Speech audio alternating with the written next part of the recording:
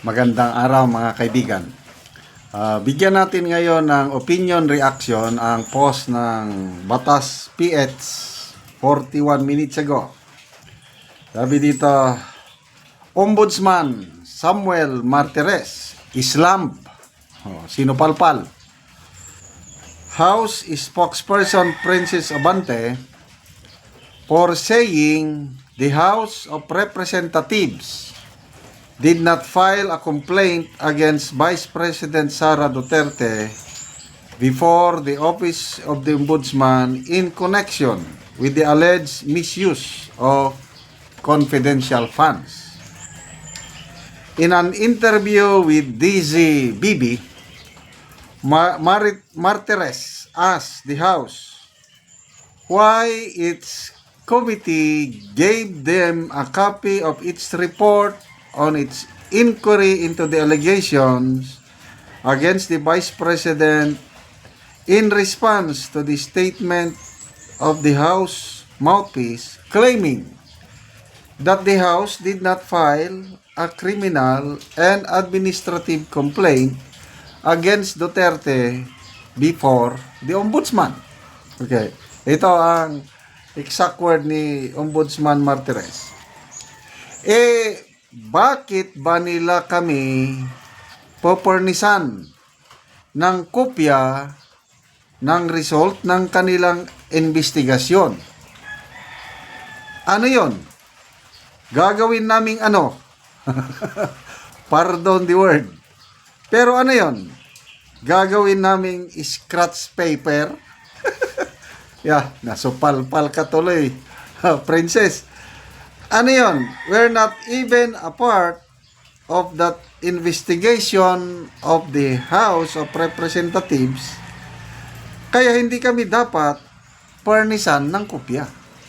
Kasi kung wala naman lang pala silang plano na mag-file ng criminal or administrative complaint, bakit nila pinernisan? Hindi katulad yung kay Senator Amy, yung Senate Foreign Relations Committee hearing, yung pagkidnap kay PRRD. Talagang sadya ni Senator Amy magsampa ng kaso doon sa mga top government officials. Ngayon, magkapatid na Rimulya, General Marbel, General Torre, and Ambassador Lacanilao. Very clear yung purpose ni Senator Amy na nag-furnish siya ng copy sa kanilang committee report para masampan ng kaso ang top 5 government officials. Kaya ang ombudsman, mabilis na umaksyon, submit ng counter affidavit yung 5 opisyalis na yun. Ganun yun. So, nakakatawa, otso na ito. Kauboban. Otso. Wala daw. Hindi daw sila nag-file. Bakit nga nila binigyan na kopya ng ombudsman para gagawing iskra? Nako, grabe. So, palpal sila ng gusto. Nabasa ko yung yung parang transmittal. Meron may transmittal na i-post. Nakapirma doon ata si Secretary General Reginald Velasco officially furnishing the So ako yung sarili kong pagkaintindi, if you furnish copy committee report ombudsman, indirectly sinasampan mo ng kaso. Kaya ang ginawa ng ombudsman, pinapasagot ang kampo ni BP Sara. Ganon yun. This comes after the Office of the Ombudsman ordered Duterte and her co-accused to answer complaints of daming kaso. Technical malversation, falsification of public documents, perjury, bribery, 5 na yun. Nasa na tayo? corruption of public officers, plunder, betrayal of public trust, and culpable violation of the Constitution. Siyam lahat. Based on the report submitted by the House Committee on Good Government and Public Accountability. Ito, Martires said maybe Abante was just confused. Confused and was not informed of the background of the case. Siguro, sabi ni Ombudsman Martires, siguro naguguluhan lang sila o naguguluhan lang yung spokesperson. Ang nag-endorse sa amin ng committee report ng House Committee on Good Government and Public Accountability ay ang Secretary General mismo. O yun na yung sinasabi ko na nakita ko yung yung transmittal na i-post.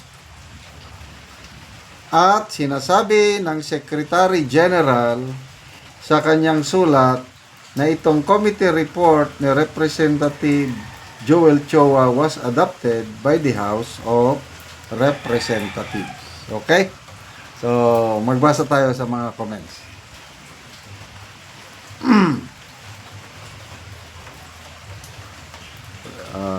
Richmond Santos, Ruby Rodriguez ng Gugulo. Si Princess Abante, parang kahawig ni Ruby Rodriguez. Ivan Abestros, tama po kayo, Mr. Ombudsman. Paano nga kung sabihin ng opisina ng Vice Presidente na wala namang complainant? Mas mabuting isantabi muna ang ulat ng committee ni Representative Joel Chua. Mainam siguro kung manggaling mismo sa inyo ang investigasyon para masigurado kung may katotohanan ang ibinibintang. Kenny Oligario, ha ha ha, pag-istorya daw mo diya, taga XOR. Si Bib Nalia, House, Mouthpiece. Pahiya na naman si Abante, walang silbi. Makmak, sayang lang pasahod sa spokesperson na yan ni Tambi. So, yun, siguro nga, I agree na naguguluhan lang si Spokes. Attorney Princess Abante. Pagpasensya na lang natin. Okay, salamat mga kaibigan sa inyong subaybay sa ating channel. Nakakatulong kayo ng malaki sa tribong Talaandig ng Bukidnon dahil ang sweldo natin sa channel nito is pantulong natin sa tribo. Sa ngayon, namimigay tayo ng mga libreng yero at pako para makapagpatayo ng mas maayos na bahay ang tribong Talaandig. Panoorin nyo ang video na ito. Ni ang kadtong balo nga natagaan og sen. Kay gitabangan lang ni sa iyang papa.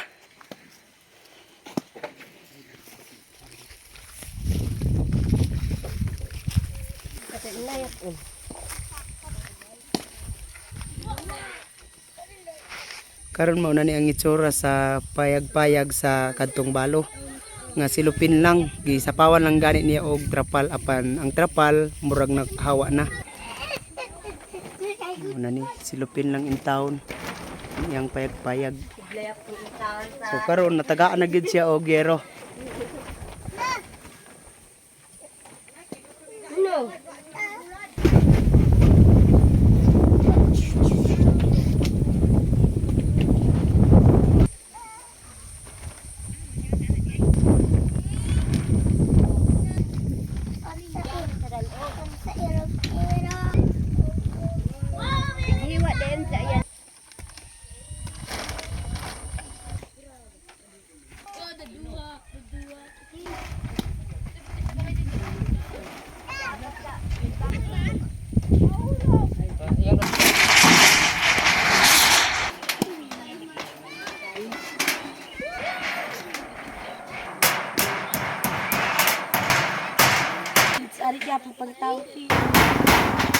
Karon maayo na gyud ang atop human na gyud.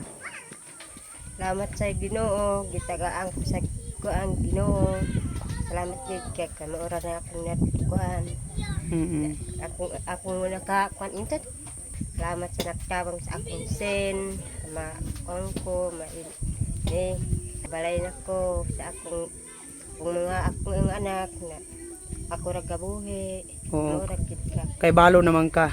Kabalo ra ko. Ikaw rang gabuhi. Sige, salamat.